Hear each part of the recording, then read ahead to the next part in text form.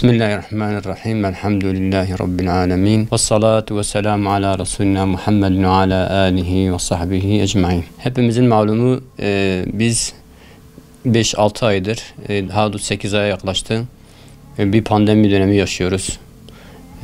Bütün dünyayı kasıp kavuran bir pandemi var. Tabi ister istemez herkes etkilendi. Şimdi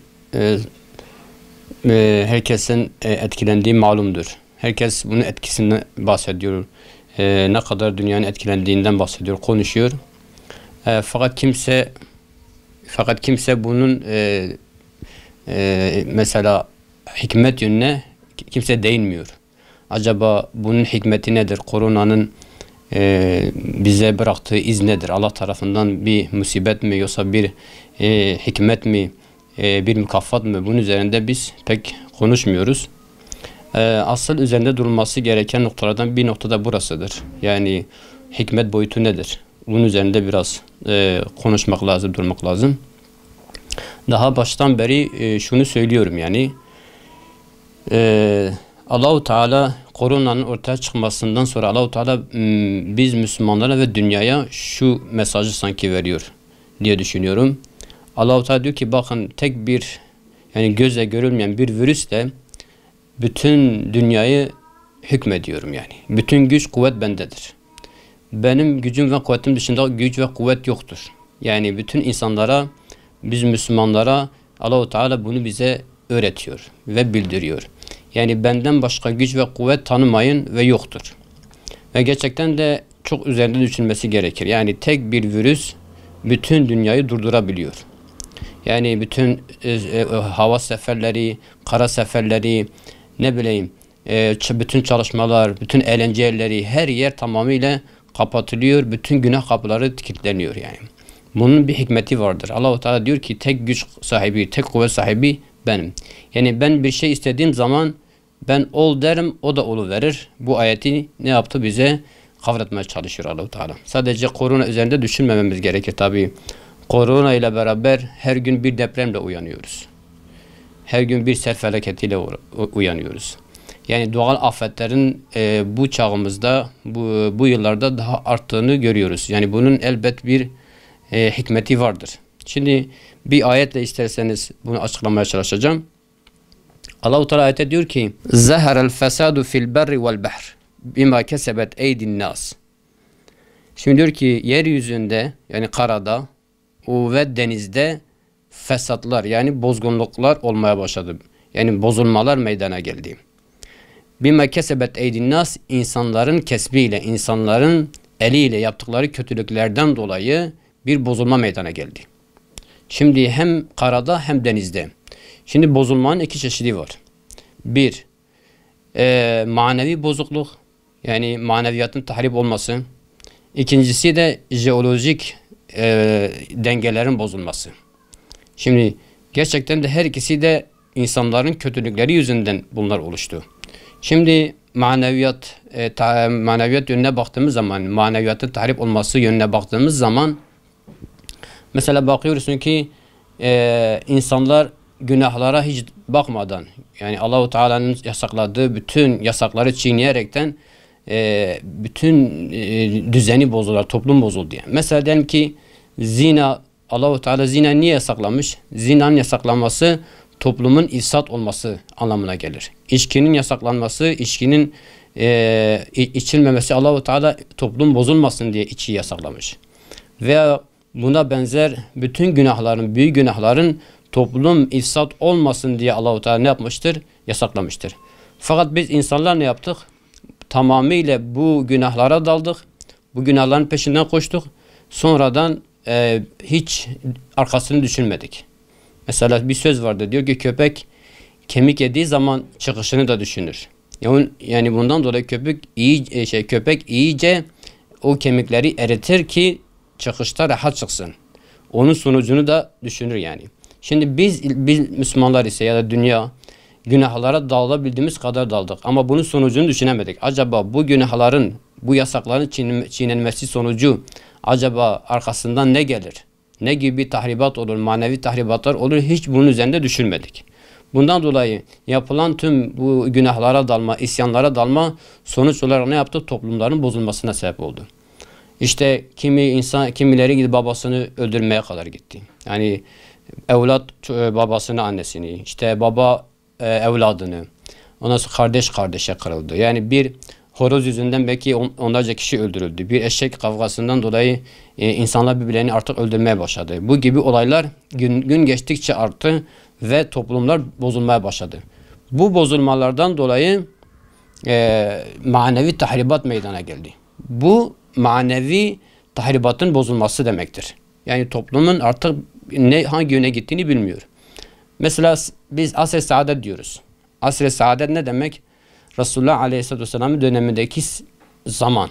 Saadet diyoruz. Niye? Çünkü o dönemde isyanlar olmadığı için, Allah-u Teala'ya karşı günahlar işlenmediğinden dolayı bir huzur dönemi vardı. Bir mutluluk dönemi vardı. Saadet bu demek. Şimdi o dönemde pek bu olaylarla karşılaşmıyoruz. Az önce saydığımız bu olayların bir benzerine ulaşmıyoruz ve karşılaşmıyoruz. Niye?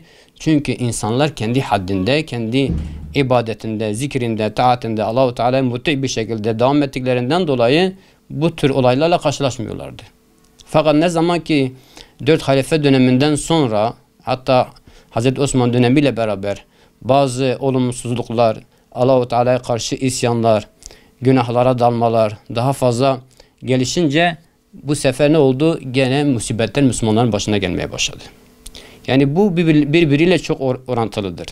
Ne zaman ki biz dinimize sarılırsak, Allah-u Teala dinine sarılırsak, Allah-u Teala muti bir kul olursak, Allah-u Teala ne yapacaktır? Bize yardım edecektir. Bak ayette ne diyor Allah-u Teala? İn tensurullah yansurkum ve yuthebbit aqdamakum diyor.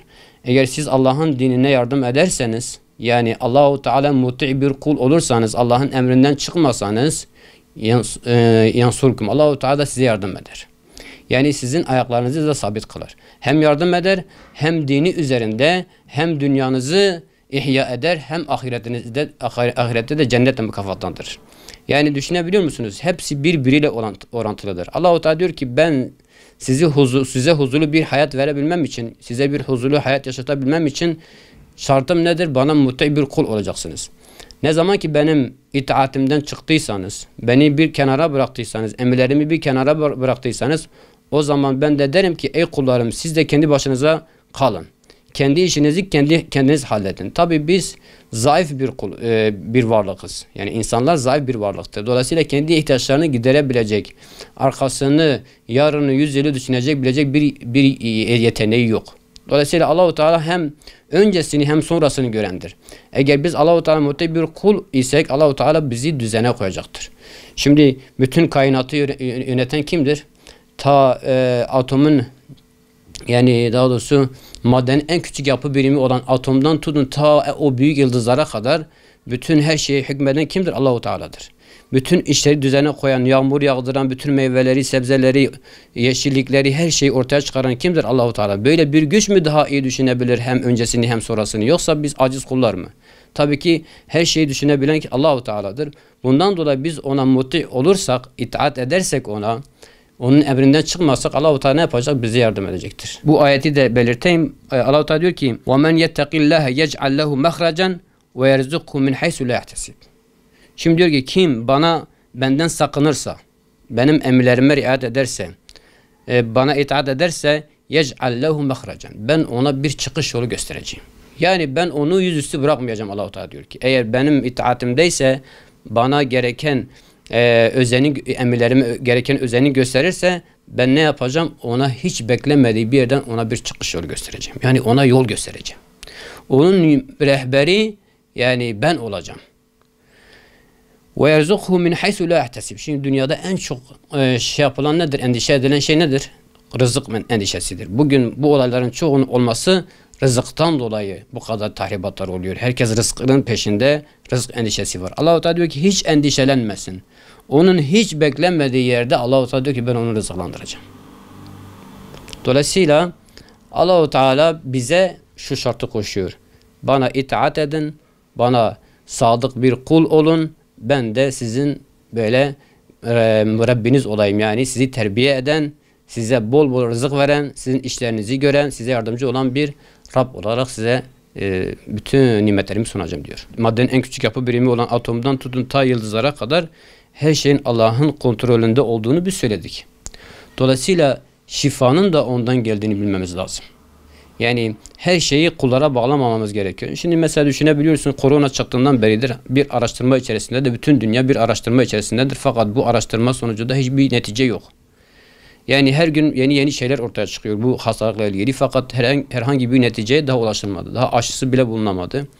Yani şunu demek istiyorum. Yani bazı şeylerde insan aciz kalıyor. Şifayı insanlardan beklemek. Yani evet, Allah-u Teala diyor ki şifayı bulmak için arayın. Diyor, ben Resulullah Aleyhisselatü Vesselam hadise diyor ki ölüm dışında, ihtiyarlık dışında bütün hastalıkların şifası vardır. Şifası için bir arayışa girmek gerekiyor. Yani tamamıyla ben Allah'tan şifa bekleyeyim, Allah Teala şifa versin, arayışa geçmeyeyim. Bu mantık yanlıştır. Elbette ki şifasını bulması, ilacını bulması için bir çaba sarf edilecek. Ama bütün her şeyi sebeplere bağlamak, sebeplerden beklemek bizim inancımızla aykırıdır. Yani bütün iş Allah-u Teala'da bitiyor. Şifayı da veren O'dur, hastalığı da veren O'dur. Dolayısıyla dualarla bunu desteklememiz gerekiyor. Şifayı ararken bir de Allah-u Teala'ya ümit ederek, ya Rabbi senden şifa bekliyoruz. Sana yalvarıyoruz, sana yakarıyoruz. Mesela diyelim ki bir yağmur yağmadığı zaman, uzun bir süre yağmur yağmadığı zaman biz ne yapıyoruz? Biz yağmur duasına çıkıyoruz. Ve çoğu zaman, yani yüzlerce sefer, belki binlerce sefer bu denenmiş, daha dua edilirken yağmur yağmaya başlıyor. Demek ki ne oluyor? Allah-u Teala o insanları görüyor, seslerini işitiyor, dualarına icabet ediyor ki Allah-u Teala yağmuru gönderiyor. Şimdi biz kalkıp sadece bütün şifayı doktorlardan, bilmem Dünya Sağlık Örgütü'nden, şuradan buradan beklersek, zikirimizi yapmasak, ibadetimizi yapmasak, acizliğimizi bildirmesek Allah-u Teala, ya Rabbi şifa sendendir, bu inanca sahip olmasak şifa Allah-u Teala göndermez. Onun için arayışın içinde girerken şifanın Allah'tan geldiğini de göz ardı etmememiz gerekiyor. Allah-u Teala sadık bir kulluk ile yalvarmamız lazım, yakarmamız lazım. Şimdi Allah-u Teala'ya varırken duanın kabul olması için insanların günahlardan kendini arındırması lazım. Duanın kabulü bu şartladır. Mesela hadiste diyor ki Resulullah Aleyhisselatü Vesselam, bir şahıs vardır ki Allah-u Teala ona diyor ki, diyor, yemesi haram, içmesi haram, elbisesi bedenen kirli ve Allah-u Teala elini kaldırmış, yalvarıyor, diyor ki ya Rabbi bana şunu ver, ya Rabbi bana şunu ver. Allah-u Teala diyor ki ben nasıl ona icabet edeceğim? Yani duanın kabul olması için önce mutti bir kul olmak gerekir. Allah-u Teala'na itaatkar, helal ve harama riayet eden, haramdan uzaklaşıp hayırlara yönelen bir kul olmamız gerekir ki Allah-u Teala da bu dualarımıza icabet etsin. O veba döneminde hani içeride birisi varsa o hastalığın içerisinde dışarı çıkmaması, mesela bugünkü karantinayı karşılaştırabiliriz. Çıkmasın, evinde kalsın ta ki bu hastalık sonuçlanana kadar başkasına bulaştırmasın. Dışarıdan birisi varsa, şehrin dışında birisi varsa şehre girmesin. Hazreti Ömer ki bunu yapmış yani. Şam'a gelirken Hazreti Ömer yoldayken işte vebanın olduğunu haberini alıyor ve gelmiyor, geri dönüyor. Yani demek ki burada bize biz karantinada bir hastalık bize bulaşmışsa başkalarına bulaştırmamak için buna özen göstermemiz gerekiyor. Şimdiki uzmanı diyor ki mesafe ve maske ile bu iş bitiyorsa o zaman eğer karantinada değilsek en azından bu maske ve sosyal mesafeye dikkat etmemiz gerekiyor. Yani bu konuda uzmanları dinlememiz lazım. Çünkü işin erbabı onlardır, işin ehli onlardır. Dolayısıyla onların söylediklerine riayet etmemiz gerekiyor diye düşünüyorum.